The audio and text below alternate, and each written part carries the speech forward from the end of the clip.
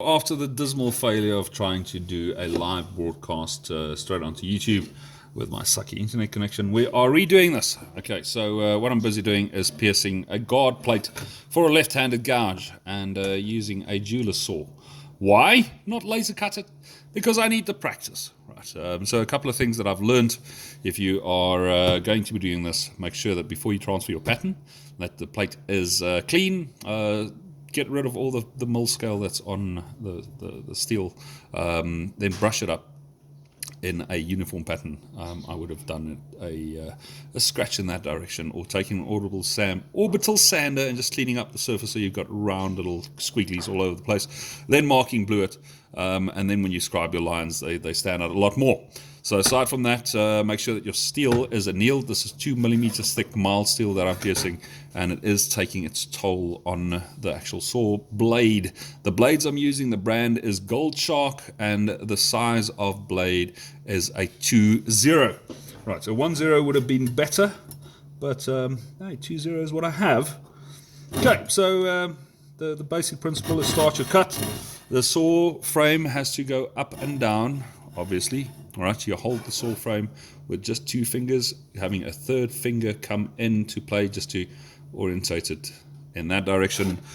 Slight forward pressure, cut down, and then with a bit of relief, bring the blade up again. So I'm no expert by any stretch of the imagination. And there we go.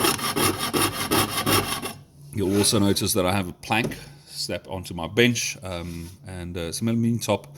It stood outside, so it was a bit warped, so I had to just make it flat. And what you want to do is you want to support the entire plate as flat as possible, so when you eliminate as much vibration in the process.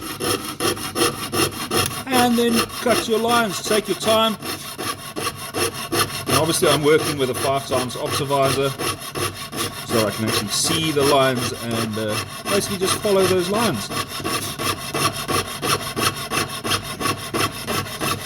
When it comes into a turn the piece. Do not turn your hand, the hand that holds the saw frame. Do not do that.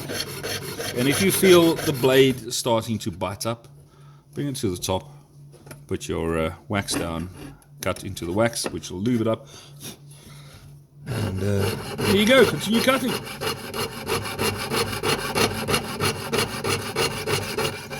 End cut. Now, this is where I break blades. Coming back out. And then continue on. So start the cut, lube up, and then continue on.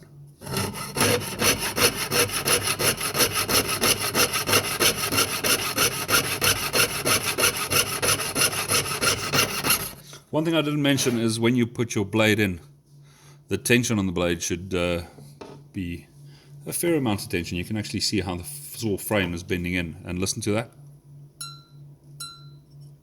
That's what you want to hear. So the taunter, the saw blade, the longer they last.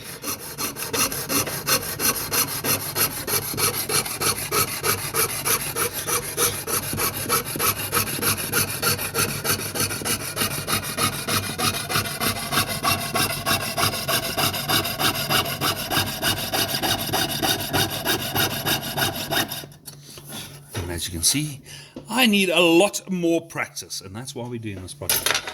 But thank you for tuning in. Have fun, and we'll catch you on the next one. Cheers!